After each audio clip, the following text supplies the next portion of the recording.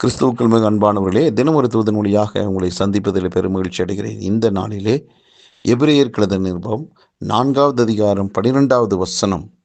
தேவனுடைய வார்த்தையானது ஜீவனும் வல்லமையும் உள்ளதாயும் இருபுறமும் கருக்குள்ள எந்த பட்டயத்திலும் கருக்கானதாயும் ஆத்துமாவையும் ஆவியையும் கணுக்களையும் ஊனையும் பிரிக்கத்தக்க உருவ குத்துகிறதாயும் இருதயத்தின் நினைவுகளையும் யோசனைகளையும் வகையறுக்கிறதாயும் இருக்கிறது என்று தேவனுடைய மனுஷன் அழகாக நமக்கு எழுதி கொடுத்திருக்கிறார். அன்பானவர்களே, ஆண்டவருடைய வார்த்தை குறித்து ஒரு வெளிச்சம் நமக்கு உண்டாகட்டும்.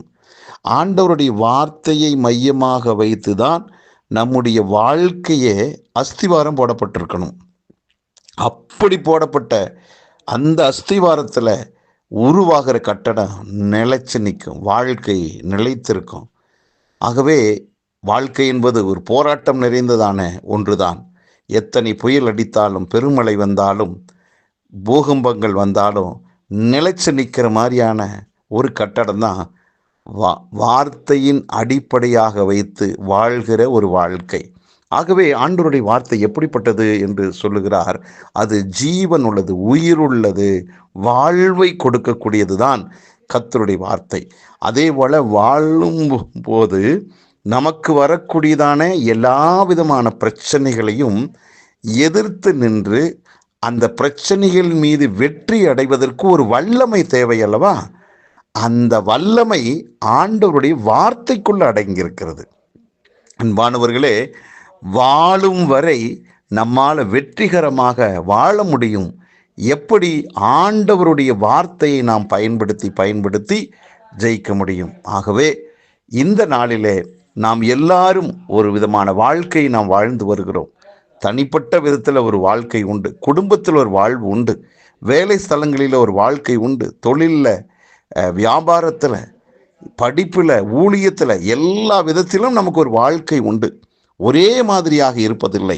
ஆனால் எல்லா இடங்களிலுமே வெவ்வேறு விதங்களிலே, வெவ்வேறு உருவங்களிலே பிரச்சனைகளும் போராட்டங்களும் வரத்தான் செய்கிறது.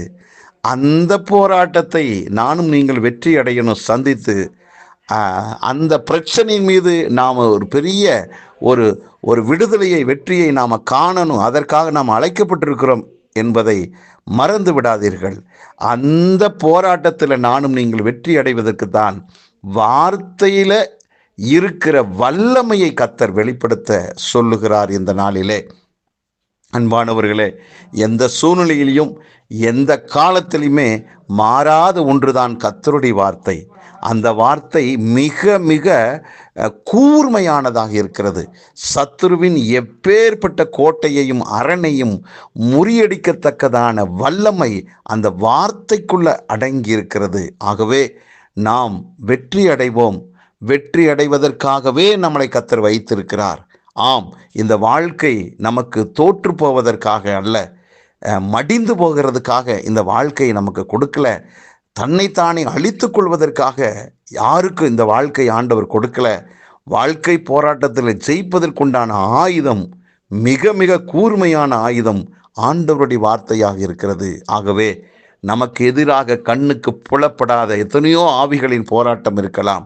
அந்த ஆவிகள் சில மனிதர்களை வைத்து நமக்கு எதிராக பயன்படுத்த நினைக்கலாம். ஆகவே எந்த ரூபத்தில் வந்தாலும் கர்த்தருடைய வார்த்தையை பிடித்தவர்களாய் நாம் நிற்கிற போது நாம் வெற்றி அடைவோம். சோர்ந்து போகாதீர்கள். அனுதினமும் கர்த்தருடைய வார்த்தையோடு வாழ பழகுங்கள். வெற்றி மேல் வெற்றி அடைவீர்கள். ஜெபிக்கலாமா? நல்ல பிதாவே, இந்த நல்ல நாளுக்காக நன்றி. அன்பின் ஆவியானவரே, இந்த நல்ல நாளிலே வார்த்தையின் வல்லமையை குறித்து எங்களோடு நீர் பேசினீர், கற்றுக் கொடுத்தீர். நாங்கள் வாழவே நீர் ஜீவனை கொடுத்தீர்.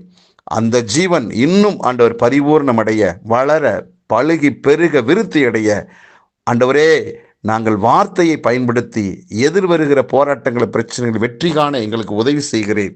உம்முடைய வார்த்தையின் வல்லமையினால் நாங்கள் வாழ்ந்து சுகமாயிருப்போம். இதை கேட்டுக்கொண்டிருக்கிற எல்லாருக்கும் வார்த்தையின் வல்லமையை குறித்தான வெளிச்சம் உண்டாவதாக. வாழ்ந்து சுகமாயிருக்கட்டும். இயேசு கிறிஸ்துவின் நாமத்தில் வாழ்த்தி ஆசீர்வதித்து ஜெபிக்கிற நல்ல பிதாவே, ஆமென், ஆமென். நன்றி.